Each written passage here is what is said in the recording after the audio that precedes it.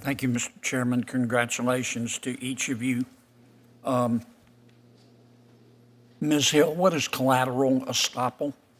Collateral estoppel. I think collateral estoppel,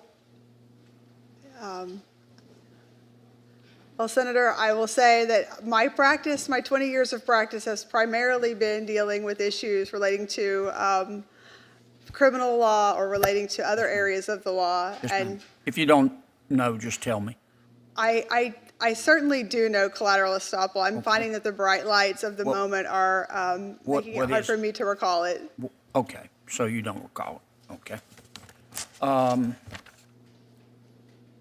What is the amount in controversy requirement? The amount in controversy requirement is $75,000. It typically governs, in many cases, almost any case in diversity jurisdiction in the federal courts. Okay. And in certain other. What does the 13th Amendment to the Constitution do? It outlaws slavery. What does the 7th Amendment do? It ensures that all civil jury trials, that all civil cases in the United States are done by jury trial. That you have a right to a jury trial in a civil case. Okay. What is the difference between a stay order and an injunction? A stay order would prohibit, an injunction would restrain the parties from taking action. A stay order, I'm not sure that I actually can give you the. Okay. That. Tell me about, you'll see a lot of this in federal court. Tell me about the multi-district litigation statute. Pull any punches, and today was no exception. In a confirmation hearing that felt more like a lightning round bar exam, judicial nominee Sarah Hill faced an unrelenting barrage of rapid-fire legal questions. From constitutional amendments to civil procedure, it was a legal obstacle course on full display before the Senate Judiciary Committee. This is Voice of the Capitol, and this is how a Senate hearing became a test of legal endurance. Thank you, Mr. Chairman. Congratulations to each of you. But within seconds, Senator Kennedy fired his first shot. Ms. Hill, what is collateral estoppel? Ms. Hill hesitated, clearly struggling under the pressure of the moment. I certainly do know collateral estoppel. The bright lights are making it hard for me to recall. Not a great start, especially when facing Kennedy, whose pointed legal queries have become something of a Senate tradition. One question led to another. The amount in controversy? She got it right, $75,000. The 13th and 7th Amendments? Also correct.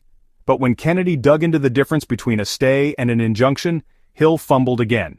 Then came the big ones, multi-district litigation statutes, intermediate scrutiny, motions to dismiss, cruel and unusual punishment under the 8th Amendment.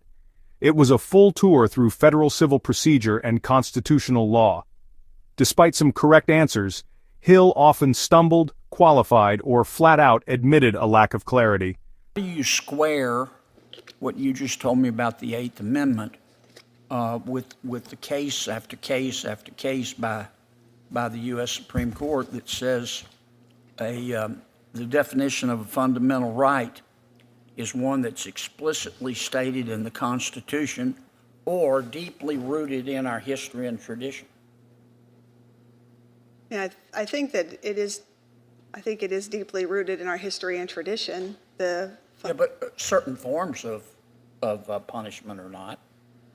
If a form of punishment it existed at the time of our founding, and it's deeply rooted in our history and tradition, you telling me that makes it automatically constitutional today? I thought you just told me. No, I'm certainly not saying that. I'm not. What I say about it is really quite irrelevant, but the Supreme Court has said we look at it with a view to the changing values on these why issues. The difference? I thought they're both fundamental rights. Why the difference? You know, I think that's a question that the Supreme Court's going to have to answer, whether or not they have. I think it has. I'm just asking if you know. The message was clear. If you want a lifetime appointment to the federal bench, you'd better be ready for the test, even if it feels like it's straight out of a law school final exam. What did you think of Ms. Hill's performance? Was the questioning fair or too aggressive? Drop your thoughts in the comments. And don't forget to like, subscribe, and hit that bell for more in-depth coverage of America's political front lines. This is Voice of the Capitol,